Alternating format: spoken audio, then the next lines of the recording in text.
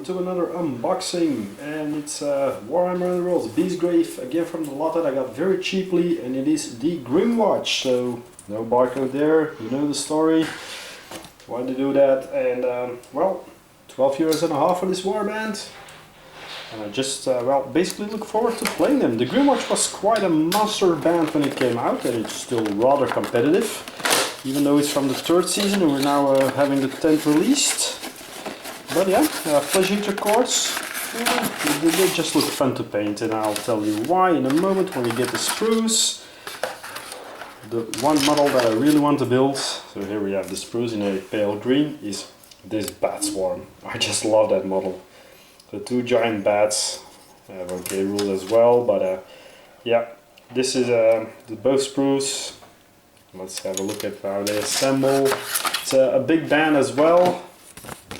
So they're with 7 models, including bats, but yeah, they're not too hard to build, so the bats is basically just stick them on the base. That one I can do. So for the rest they don't look too difficult to put together, so that's fine. But yeah, it's a warband that I will eventually be building and playing.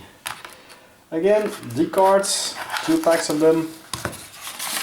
First off we have the universal cards. As with all my unboxings, they just go to the side, classified in a big shoebox, because, well, I'm not playing the Eternal formats, Championship formats. My deck building is limited to boosting up an existing Rivals deck with some cards to make a Nemesis deck.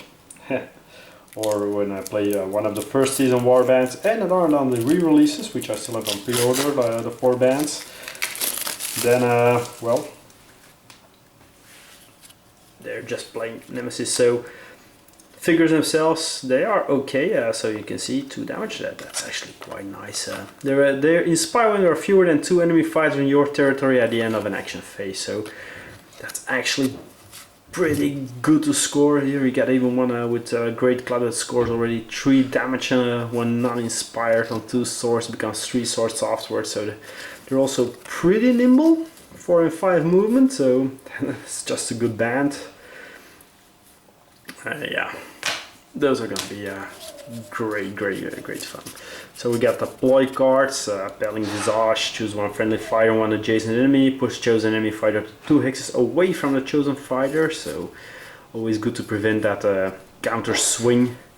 Pack Advance, choose 1 or more friendly crypt ghouls and push each of these chosen fighters up to 2 hexes, so that's a very strong mechanic to bring up some supports and everything, either in defense or in attack. So, or have command, action, choose 2 other friendly fighters. You can choose fighters with any move or charge quotients. Each of those chosen fighters make a move action, so their cards really play on making them even more mobile. You're basically swarming your opponent in ghouls. Well, as long as the ghouls don't die, that is, but a Sever Trophy. When this fighter's attack action takes an adjacent enemy out of action, gain 1 additional glory point for Crack Marrow, so that's a good upgrade. If you can move your other ghouls to support him and then just have him whack, so you can rack extra glory, always great. Bravely Done, Surge, score immediately when a friendly fighter with 1 or more supporting fighters takes an enemy fighter out of action with an attack action, so that's what I said, with all their special rules you can move them quite close to each other. Score in an end phase if your warband has 1 or more objectives in enemy territory. Well, when you're at it hunting them, you can just, well, place 1 up there, so...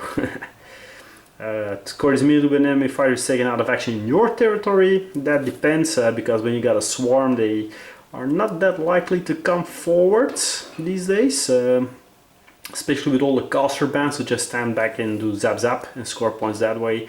Score is in end phase if 3 or more surviving friendly fighters are inspired, so considering their inspiring